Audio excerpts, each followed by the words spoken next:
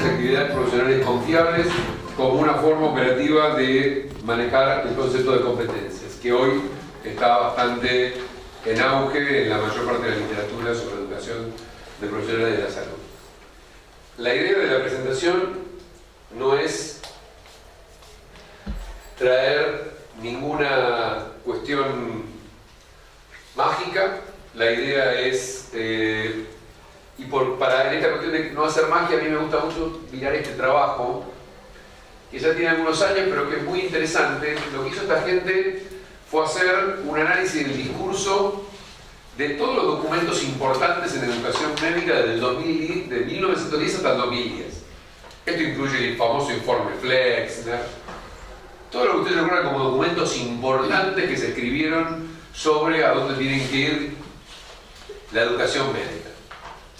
Y lo interesante de esto es que todos los documentos tenían la palabra mañana y transformación como una forma de romper con el pasado. Así que desde 1910 a 2010 venimos usando siempre vamos a hacer tal cosa y volvemos a decir que más o menos lo mismo, que hay que promover el generalismo, que hay que cambiar la forma que se eligen los ingresantes a los programas, que hay que enseñar a pensar en vez de memorizar, que hay que evitar las... Estas cosas están en los documentos, todos dicen lo mismo. Entonces digo, yo siempre digo, cuando vi un concepto nuevo, me parece que lo que tenemos que tratar de plantearnos es que conceptualmente muchas veces damos vueltas sobre el mismo lugar y decimos las mismas cosas de forma distinta. Entonces, un poco la idea de la charla es no solo mirar lo conceptual, sino cómo lo podemos traducir en algunas herramientas prácticas, que ese me parece que es una forma de salir de este carrusel, como dice el artículo ese, ¿no? La calecita de los documentos. Así que son esto, ideas para reflexionar y algunas herramientas. Básicamente la idea es algunas definiciones, qué son las enfermedades, las actividades profesionales confiables y cómo escribirlas. ¿Qué les parece que es esto? Moda. Bien, se pondría, me parece que varones tenemos poco, pero me voy a preguntar acá, digo, no, difícilmente nos pondríamos alguna de estas cosas, no sé, capaz que el saquito ese, capaz que el saquito del verdecito, ponele. Digo, bueno, esto, ¿saben qué es? Las competencias. Moda y algo que difícilmente usamos. Lo vemos tan lindo en el desfile, pero después no lo usamos. Un poco a mí me parece que esto representa bastante bien lo que nos suele pasar con el concepto de competencias. Que sabemos que está de moda, pero no sabemos muy bien cómo usarlo, con qué ponerlo, para qué usarlo, cuándo usarlo, a qué fiesta llevarlo, ¿no? Uno esperaría que cuando un recién termina pueda decir eso, ¿no? Yo soy competente. La pregunta es cómo le decimos que es competente, que eso es cierto. El CPR dice, yo me siento competente.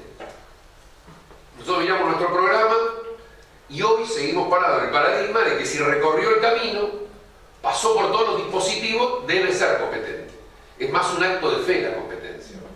No, nosotros decimos, tiene que pasar por todos estos dispositivos. Si pasó, debe ser competente, debe ser posible que lo haga. Esto es un poco lo que uno debería cambiar, este concepto de que el proceso nos garantiza los resultados. Básicamente el concepto de competencia lo que trae es esta cuestión de que los procesos no garantizan los resultados, que los resultados deben ser demostrados para que uno esté seguro que los alcanzó. Si bien eso se engancha con la evaluación, desde la planificación también hay herramientas que nos permiten de alguna forma ir asegurándonos los resultados. Y una de las cosas que a mí me ayudó a entender por qué nos costaba tanto el concepto de competencia es este trabajo. Este es un libro que yo recomiendo fuertemente, que se llama La cuestión de las competencias. Un libro de dos investigadores canadienses muy buenos. Ninguno es médico, uno es sociólogo. Y vienen, que son Brian Hodge y Lorelei Lingard. Brian Hodge es el director del Instituto Wilson, un instituto bastante interesante en cuanto al enfoque del análisis de cómo trabajan las profesionales de salud, y Lorelei Lingard probablemente la persona que más conoce de competencias colectivas y equipos de salud. Este es un trabajo que hizo Brian Hodge, que está traducido en el libro y procede de un trabajo que él había ya publicado previamente, que el trabajo se llamaba El discurso de la incompetencia, en realidad. Y lo que él decía es que ¿por qué uno le costaba hablar de competencia? Porque en realidad, cuando uno leía a los autores no hablaban todos de lo mismo. Hablaban básicamente de diferentes discursos. Él hizo un análisis, igual que el trabajo anterior, usando el método Foucaultiano para hacer un análisis de discurso, y lo que encontraba es que había un discurso del conocimiento, un discurso del rendimiento, un discurso psicométrico, un discurso reflexivo y un discurso productivo. Para alguna gente, era una persona competente, era una persona que podía resolver muchos problemas en el menor tiempo, este es el discurso productivo. Y para otros era el que más sabía. Pero lo que hace muy interesante, y a mí me pareció muy lindo para entenderlo, es que lo relacionó con una imagen. Él dijo, ¿cuál es la imagen de cada uno de estos discursos? Y la imagen del discurso del conocimiento es el libro de Harrison. ¿No? El que se sabe todo el libro es el que se sabe, el que es competente. Este fue el concepto con el que a nosotros nos martillaron la cabeza durante 50 años. Cuanto más clases tenés, entonces no viene la residencia con las clases, nuestra formación profesional está fuertemente centrada en clases teóricas, en que venga el conocimiento. Hay el discurso del rendimiento. El competente es el que aprueba los exámenes de competencia, ¿no? Entonces, cuanto mejores son los exámenes, nos aseguramos más que alguien es competente. No importa el proceso, esto estamos parados totalmente en el resultado, y no solo en el resultado, sino en cómo medimos ese resultado. Hay otros que dicen, bueno, pero cualquier examen no mide esto. Entonces entra el discurso psicometrista. Si se mide con un examen que tiene un buen alfa de Cronbach, estamos seguros que alguien es competente. Después están un poco los más flexibles, podríamos decir los más blancos, los que dicen, no, bueno, la importancia de la competencia está en la reflexión. Y estos se reflejan en el famoso libro de Donald John, del profesional reflexivo, ¿no? Es decir, el practicante reflexivo, el famoso libro que habla de que si no somos capaces de reflexionar sobre nuestra propia práctica, no somos competentes o no logramos mantener la competencia. Este es un discurso que está parado desde la continuidad de la competencia, no desde alcanzarla, como los dos anteriores, sino de alguna forma ir hacia ella. Y el discurso productivo, como decíamos, la mejor referencia es la famosa película de Chaplin, que ¿no? tiene esta cosa que ver con el trabajo y el concepto tayloriano de la competencia. Entonces digo, me parece que este es uno de los problemas que tenemos. Muchas veces hablamos y en nuestra cabeza circula con diferente grado alguno de estos discursos. Entonces, si estamos muy parados en el discurso del conocimiento, cuando uno dice vamos a sacar las clases, el otro se aterra porque piensa que estamos perdiendo camino a la competencia. La competencia en realidad es una cosa sumamente complicada y compleja, porque cuando uno hace algo concreto, cualquier cosa, una enfermera va y recibe un paciente y lo admite en un servicio, un médico abre la puerta y entra alguien a un consultorio, un agente comunitario se junta con una comunidad, pone en marcha una cantidad enorme de cosas juntas, que tiene que ver con conocer los propios límites, con resolver problemas, con su capacidad de autonomía, con los conocimientos, con la ética, y sumamos trabajo en equipo, comunicación. Todos estos redondelitos se ponen en marcha juntos para poder ser competente, para que yo, si era el médico en el consultorio, pueda ver que esa persona entrar y salir con su problema resuelto. Así no sea una enfermedad, así sea un temor, una preocupación, se va con esa preocupación resuelta. Yo pongo en juego todo esto. No pongo solo en juego una de estas cosas. En realidad, esto además uno habitualmente le agrega el razonamiento clínico, el juicio crítico, y todo esto integrado y transversalmente, recién ahí consigo llegar a ese nudo que es la competencia. Entonces, definir esto, evaluarlo, educar en este concepto es muy complejo.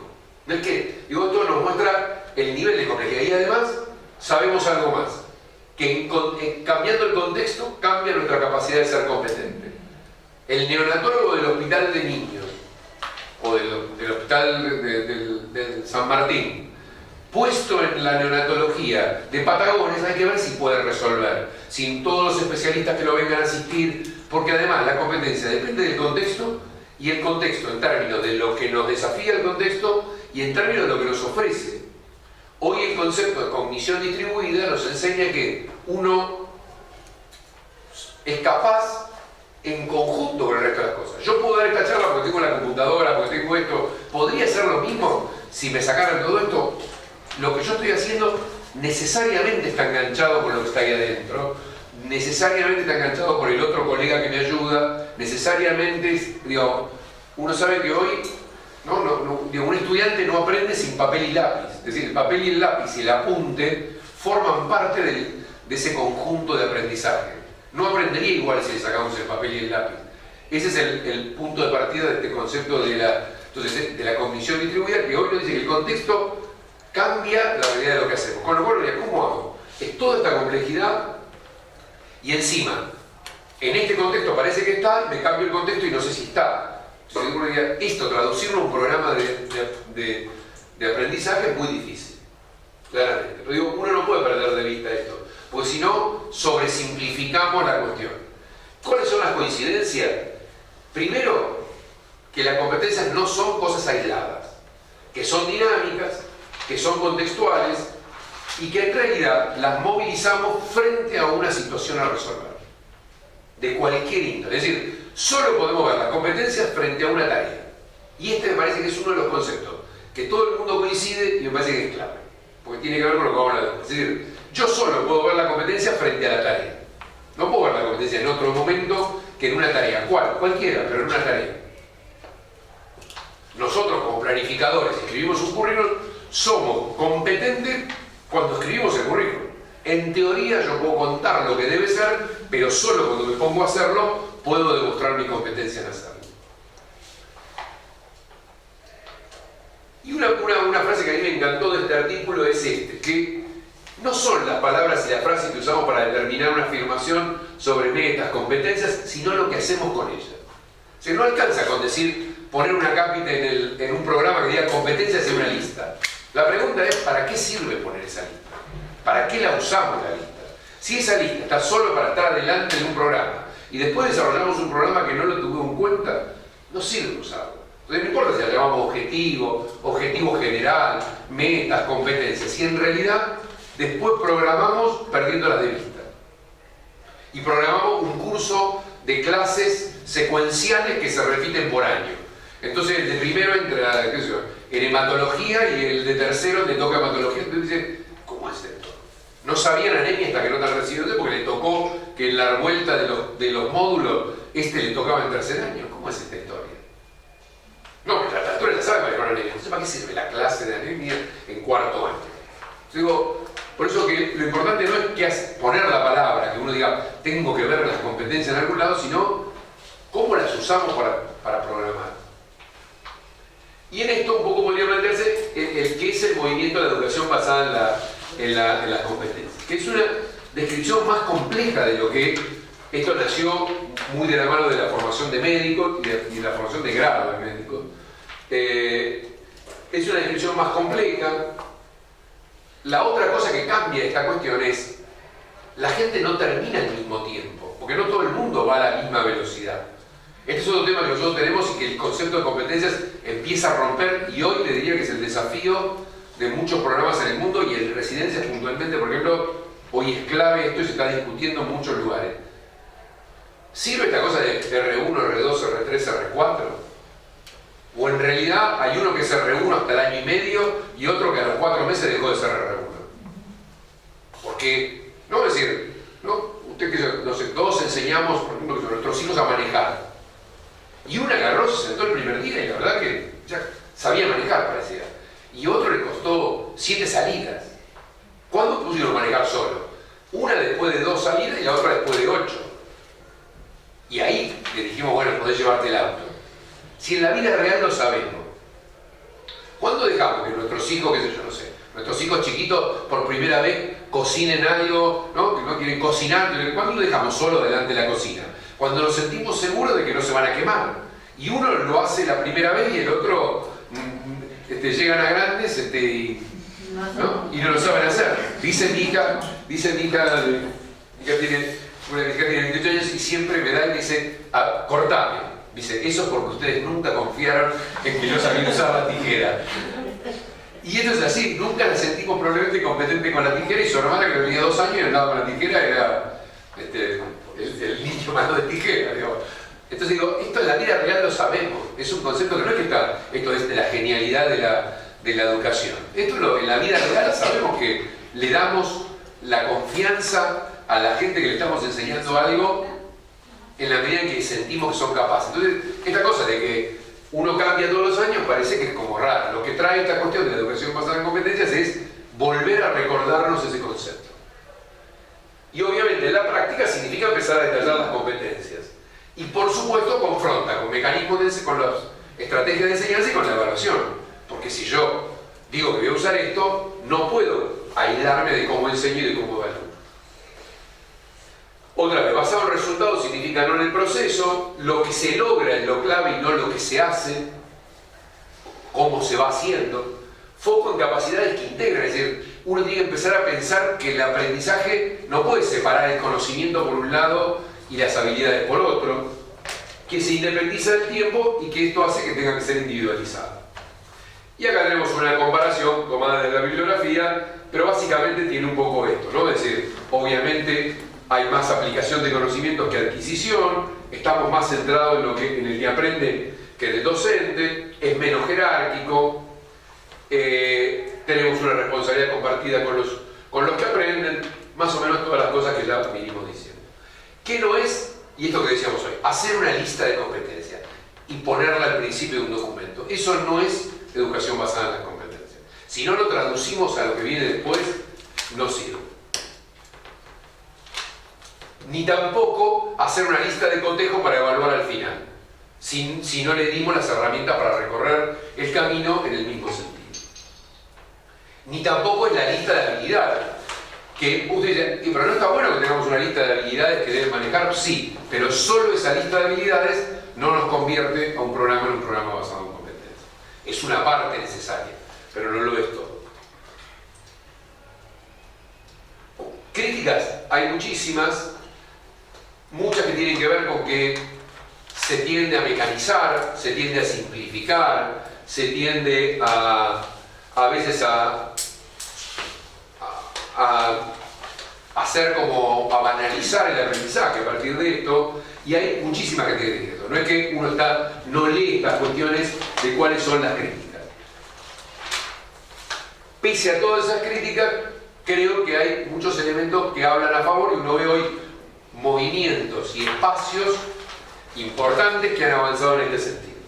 La otra es cuál es el modelo, porque de alguna forma estas competencias tenemos que darle un contexto. La flor esa que yo mostraba al principio es muy interesante, pero es muy compleja. Si uno busca alguno de los mecanismos de simplificación, yo diría que hoy, en el mundo de la educación profesional, es decir, después del grado, estos son los dos modelos más utilizados. El de Campbell, que es el canadiense, y el de la Asociación de Graduados de Educación Médica de Estados Unidos, que plantea esto. Experto, comunicador, colaborador, lo plantea desde las tareas, el modelo canadiense, y desde las acciones, el modelo americano. Probablemente hoy está empujando más el modelo canadiense, que no es casual que lo representemos con una margarita que se deshoja, porque el modelo canadiense está representado en este modelo, lo van a ver en la mayor parte de las publicaciones, que dice que el experto, el competente, es el que logra poner en conjunto todos esos distintos facetas de un profesional. Que es profesional, entendiéndolo de profesional como la actitud profesional, como la forma en que encaramos las situaciones, comunicador, colaborador, capaz de manejar, de gerenciar una situación, consejero y académico. Que uno es competente cuando logra poner todo eso junto para una tarea concreta. Y tomo este esquema porque es un poco lo que vamos a usar para los ejemplos.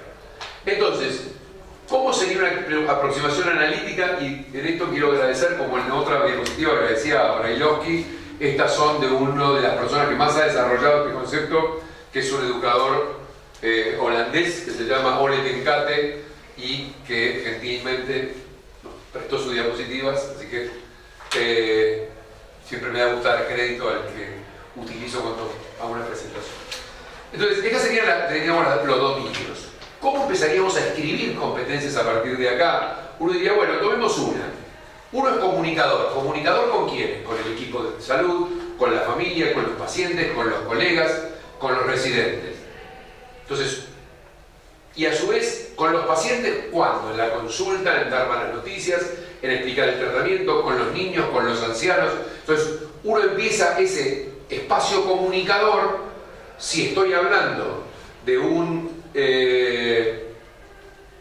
profesional determinado, tomaré el caminito que explique qué significa para esa profesión determinada, para esa especialidad, para esa disciplina, qué significa ser comunicador. Y será distinto ser comunicador para un anatomopatólogo que para un pediatra, para una enfermera que para un kinesiólogo. Pero todos tienen que ser comunicadores en algún punto. Entonces, la forma en que yo voy a relatar esa competencia de comunicador va a depender del contexto y de la disciplina a la que uno se refiere. Pero esta es una forma en la que uno de alguna forma va desarrollando ese concepto de cada una de estas dominios de competencia. Por supuesto podrá haber más de una. Uno acá podría decir, si tomáramos por ejemplo, el pediatra probablemente es un comunicador con el equipo de salud, es un comunicador con los pacientes, con los niños, probablemente no con los ancianos. Es decir, a lo mejor uno termina escribiendo 4 o 5 subcompetencias que definen ese dominio para esa disciplina en particular. Ahí entró una viroma de más que se me terminó. Entonces, por ejemplo, uno podría poner, esta por ahí es un poco confusa, lo que dice esto es que, fíjense, él tomaba esta complejidad y decía, bueno, que una disciplina determinada, creo que el ejemplo que nos vamos a enterar era precisamente de pediatría, él tomaba 5 competencias clave de experto, es decir, cada una de cuántas iban abriéndose, a su vez esas tenían las disciplinas habilitantes, aquellos elementos que debían ser verificados para que alguien sea considerado competente, y a su vez cada una de esas, y ahora después vamos a entrar en ese concepto, tenían como hitos hasta que eran alcanzadas. Es decir, yo para ser absolutamente competente en darle malas noticias a un paciente, recorro un camino. La primera vez podrá ser que soy capaz de discutir con mis colegas un tema difícil. Ese será un paso previo a poder transmitirle una mala noticia a un paciente. Es decir, que uno construye un camino. Por eso lo de los mojones, ¿no? Es decir, cuando uno va en la ruta, va viendo los mojones. Entonces los mojones tienen que ver con cómo voy alcanzando los hitos para alcanzar esa competencia final.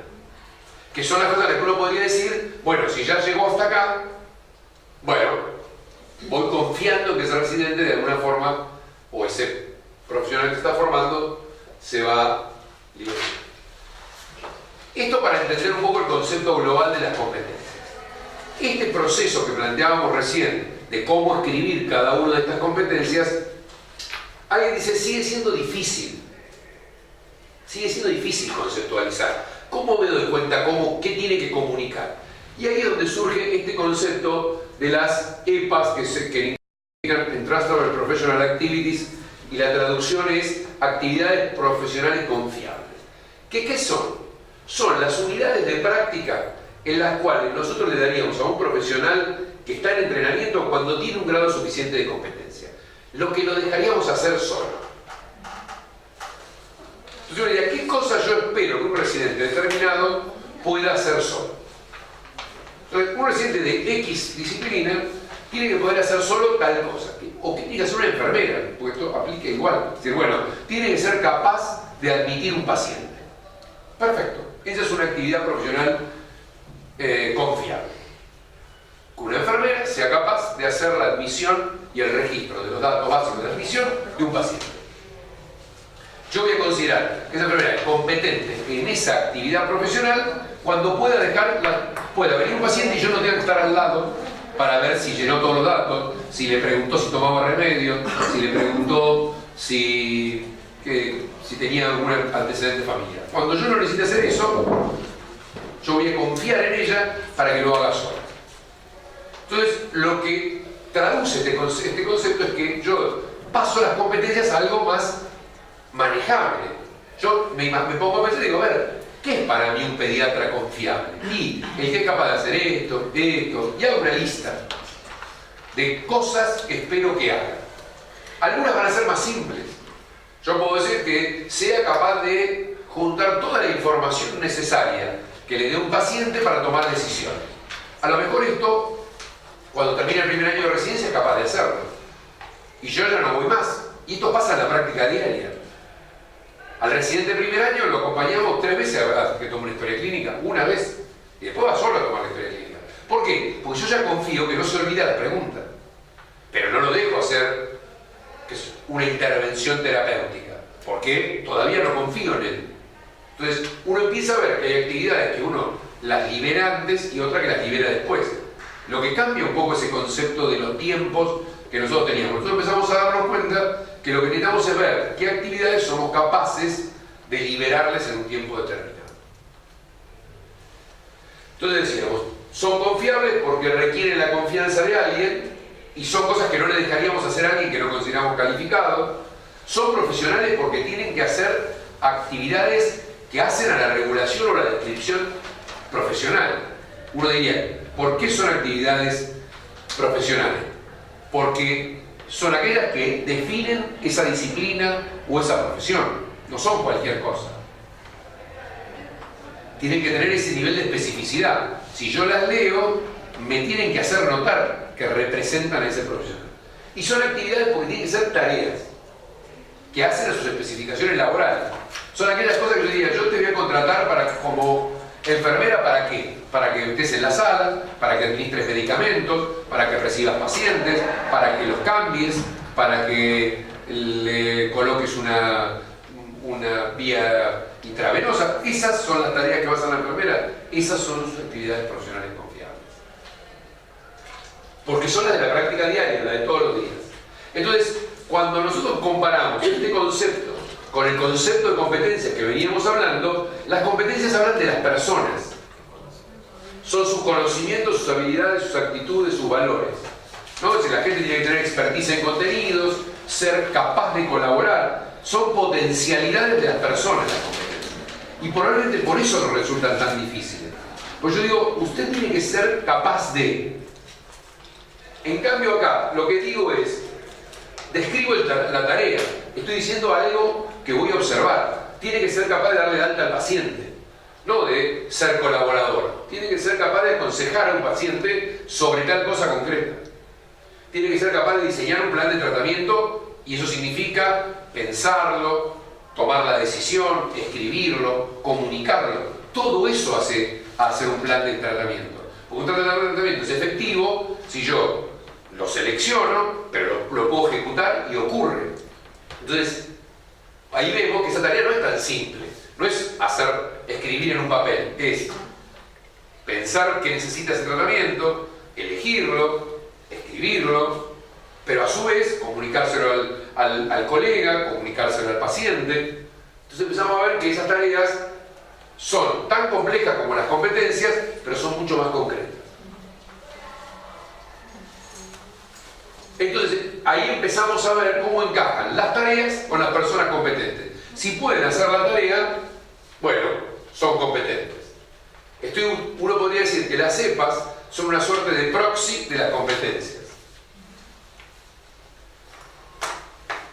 Porque obviamente además empezamos a ver que una EPA requiere varias competencias. Esto que yo les acabo de decir. La EPA determinada, la EPA tomar una decisión terapéutica implica comunicar, implica ser experto, implica colaborar con los colegas que van a ayudar para que ese tratamiento sea efectivo.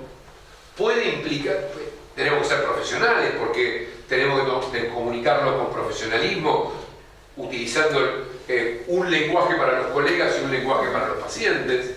Entonces, de alguna forma, empezamos a ver que las EPAs nos permiten hacer operativas esas competencias que antes nos parecían más difíciles. Y además, nos permite escribir la evaluación. ¿Qué tengo que evaluar? Si esas EPAs se alcanzan. Si el residente es capaz de comunicar efectivamente una mala noticia, si es capaz de completar una historia clínica, si es capaz de hacer una reanimación efectiva, etcétera, etcétera, etcétera.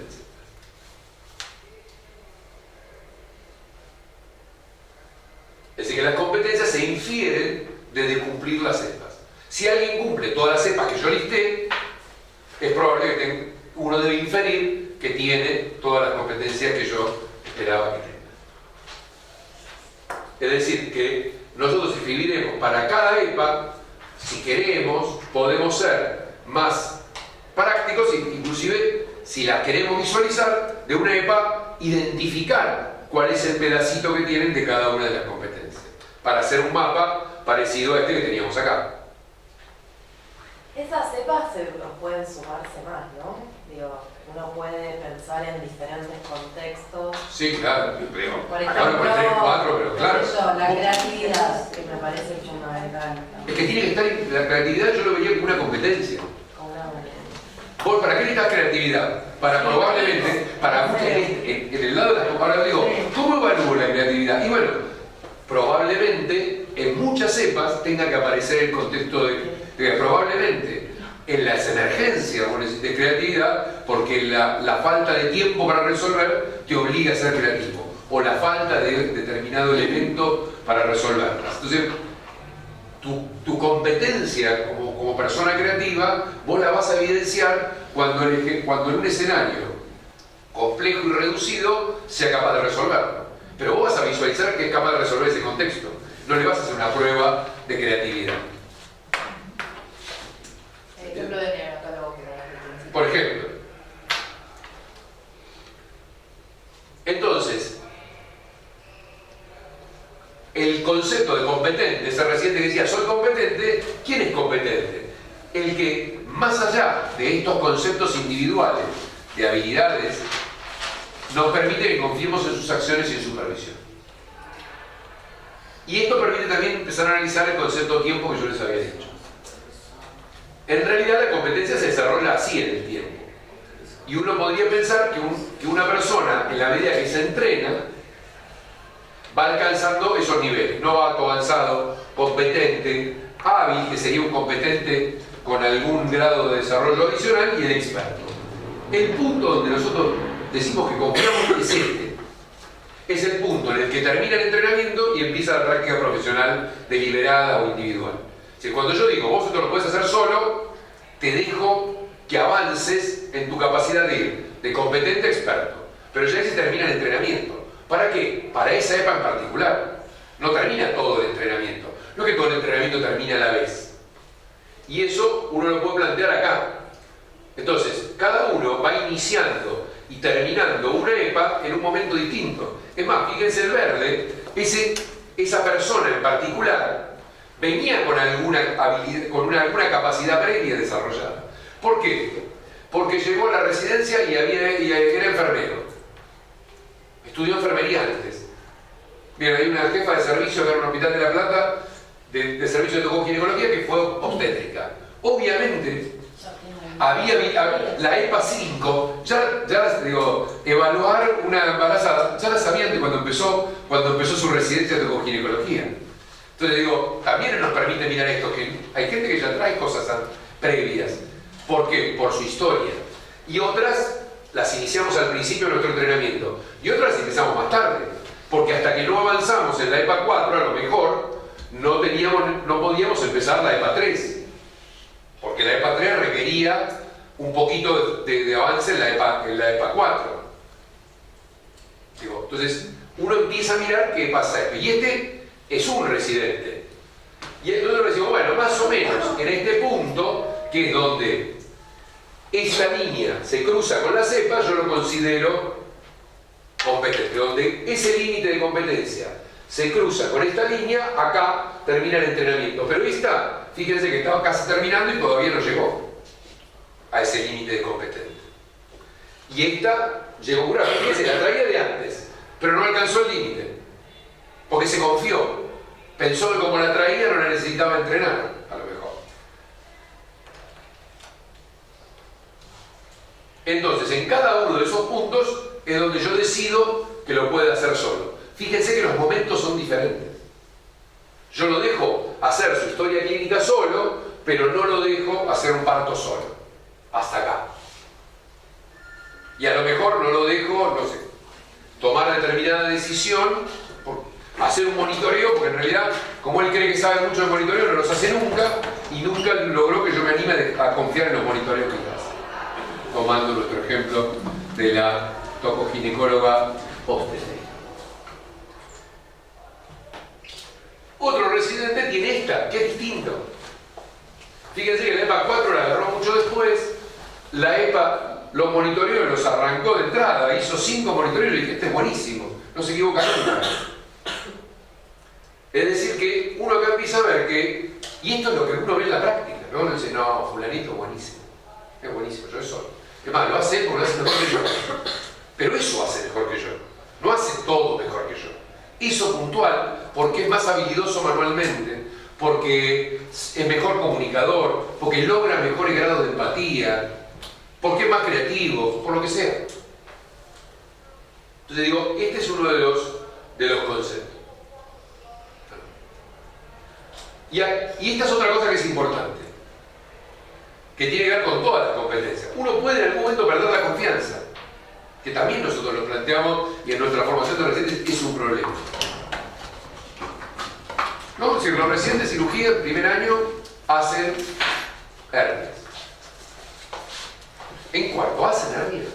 ¿Cuánto hace un residente de cuarto año de cirugía? Ayuda, reta a los de primero. Pero él hace. ¿Seguimos confiando que se la dejaríamos solo? Él la podría hacer si hace 2 años que dejó de hacerla, porque se la tuvo que dejar a sus compañeros de primero.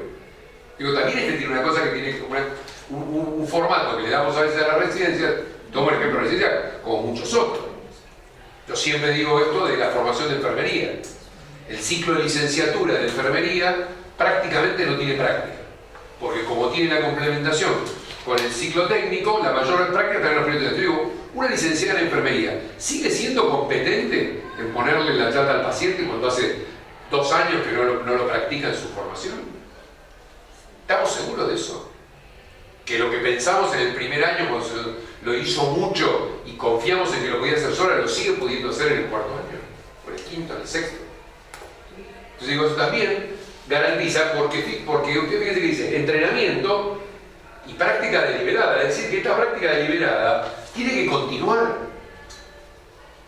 No hay que abandonarla la práctica, no es que una vez que llegué acá abandono la práctica. Ya está. Me pusieron la marca de que logré y ya está. Tiene que seguir haciendo la práctica. Aún en el propio periodo de entrenamiento. La otra cosa que es importante es el esquema de supervisión, que tampoco es una cosa que nosotros tenemos, ¿no? Es decir, si leemos nuestro reglamento de residencia, dice, los residentes de primer año deberán ser supervisados. ¿Qué significa eso? ¿Cuál es el grado de supervisión?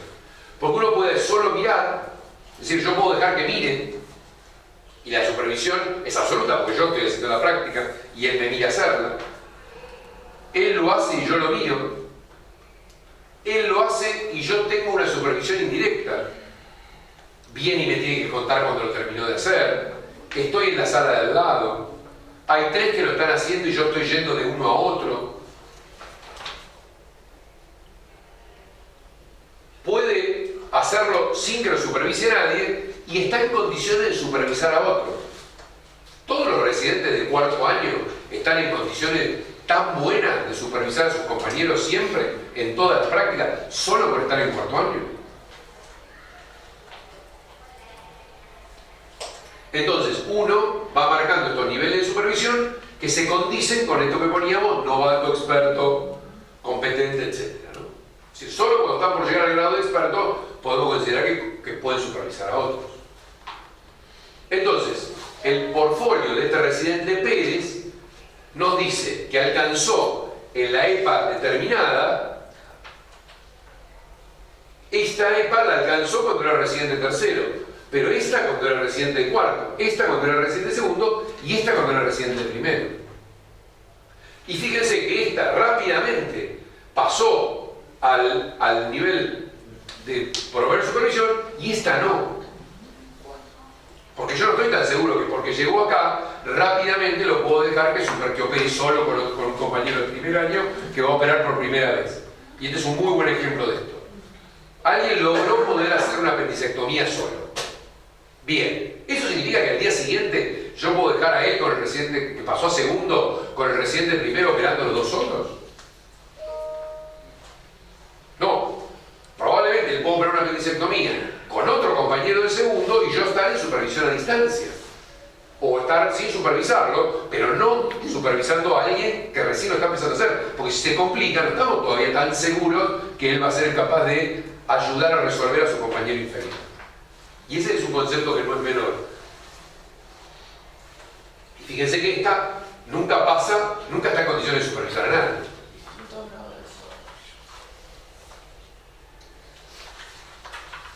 Bueno, esto es lo que podríamos decir. Entonces, en la primera no puede hacerlo solo, requiere supervisión total, puede estar en forma directa si se requiere, puede tener supervisión desde la trastienda. Ojo, esto es otra cosa que también nos planteamos.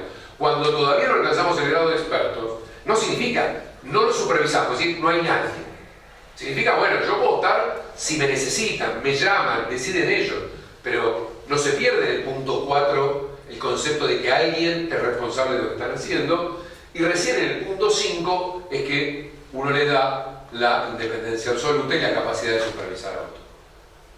Que es, yo digo, esta cuestión de los niveles de supervisión, y trayendo esta cuestión de la residencia, algo que introdujimos en el nuevo reglamento reciente que estamos proponiendo, que habla de diferentes niveles de supervisión, me parece que es muy importante. La supervisión no es una sola. Hay distintos modelos de supervisión que dependen del distinto grado de desarrollo. Y fíjense que este concepto a nosotros nos entra fácil. Y está claramente ligado al concepto de EPA que hablamos recién. Así que ese concepto de las actividades profesionales es un concepto que tenemos internalizado, a lo mejor no formalizado, pero para nosotros es sencillo entender esto que decíamos. Desde la supervisión uno lo entiende muy fácil. O sea que esto que yo hacía cuando era supervisor de mis residentes no es algo que debamos hacer. Esto de solo preguntarle, sin el paciente al lado, ver por qué está diagnosticado y preguntarle qué sabe de neumonía, como si eso me resolviera que mi residente inferior era capaz de resolverlo. Sí, aunque no lo crean, ese de Bárbara era yo. Hace muchos años. No, yo no puedo creer. El del medio era yo cuando era instructor de residencia, aunque ustedes no lo crean, alguna vez lo fui.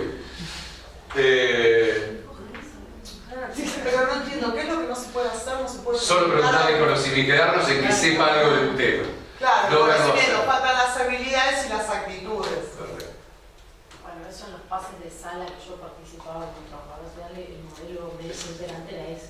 Tomarle la placa en el primer año. Por eso lo puse y además digo, yo pasé por ahí primero, digamos. No es que me lo contaron. Obviamente cuando uno quiere llevar esto a un currículum, nos enfrentamos a esto que vos decís, y tu lectura de observadora indirecta seguramente lo pone claramente.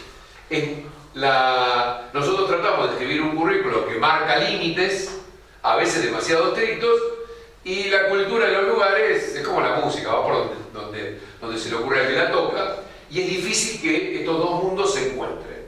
Sobre todo porque hay un viejo dicho de la gestión que a mí me gusta mucho, que nosotros creemos que la cultura almuerza estrategia todos los días. Es decir, que nuestros planes son las estrategias de enseñanza, lo que proponemos que se haga, y la realidad que se los deglute todos los días lo que pasa en el hospital. No es que uno desconozca esto. ¿Significa que no hay que hacer planes? No. Yo creo que uno tiene que hacer planes, tiene que observarlos, tiene que generar... Hay toda una rueda de cosas que uno tiene que hacer, además de escribir los planes. Probablemente escribir un plan sea solo el principio.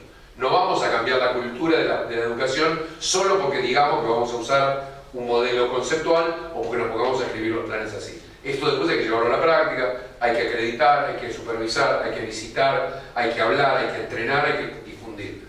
Y muchas otras estrategias que significan implementar un plan. Por eso digo que no alcanza con que esto mañana lo traduzcamos a los planes. Está claro que eso no va a ser suficiente. Lo que sí no debería pasar es que hagamos esto, ¿no?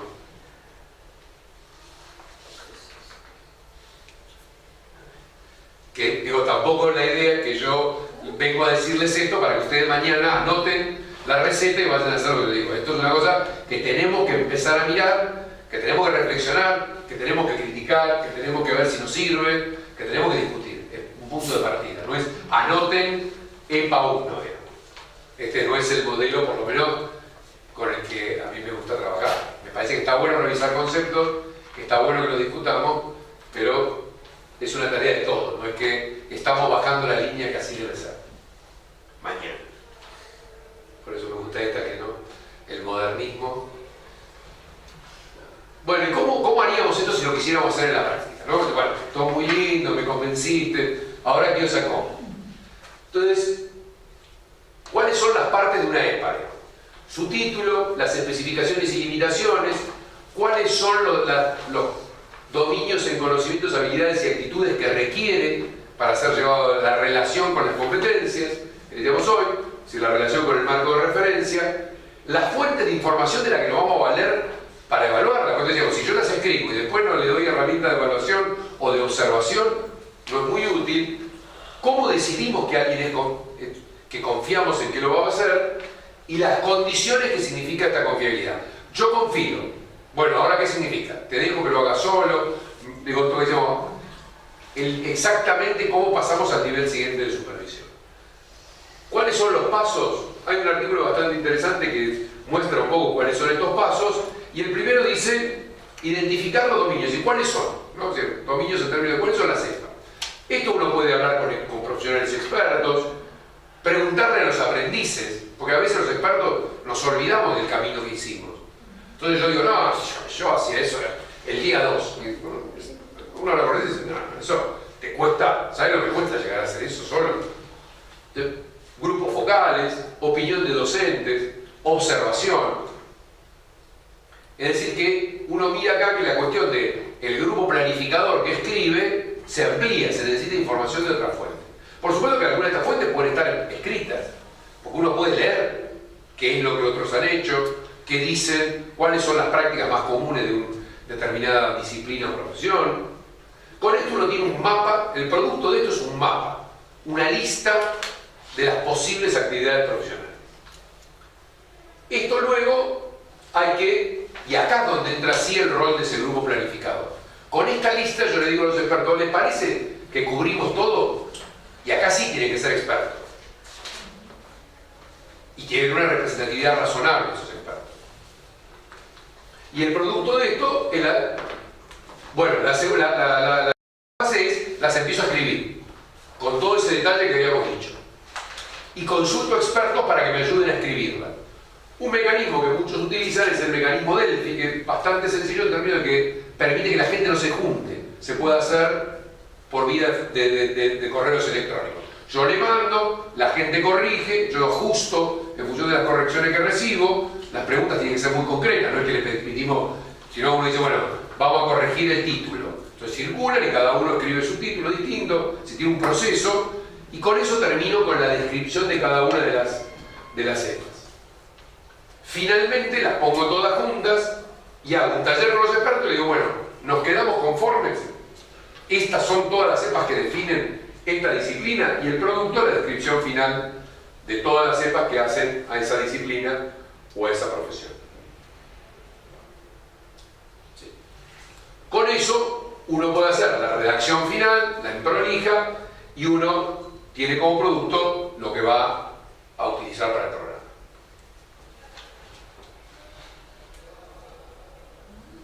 Ahí voy con esto. No, sí, para acá. Ahí voy.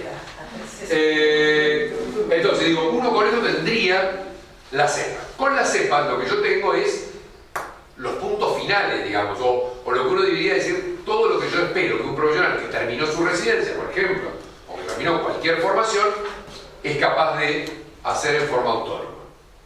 Ahora uno empieza a decir, bueno, ¿y el camino cómo hago? Porque eso, yo le doy esa descripción y digo, si en el programa, ¿qué hago? Yo hago lo que quiero.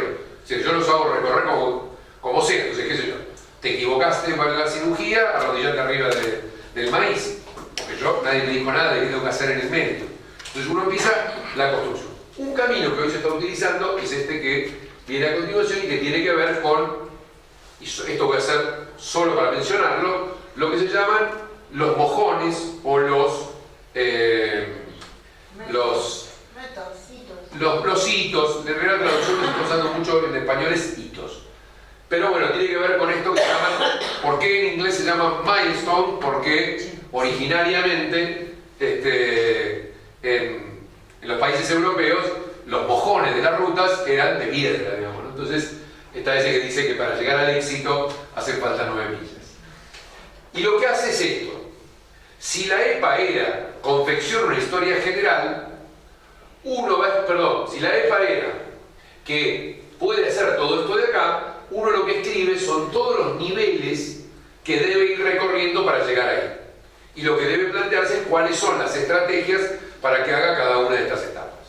Entonces uno dirá, adquiere una historia básica, significa que el residente de primer año tendrá que revisar los ingresos, de ahí lo empezamos a traducir en acciones concretas a partir de estas cuestiones. Y además uno va enmarcando las etapas intermedias que tiene que recorrer para que uno pueda ir observando ese proceso.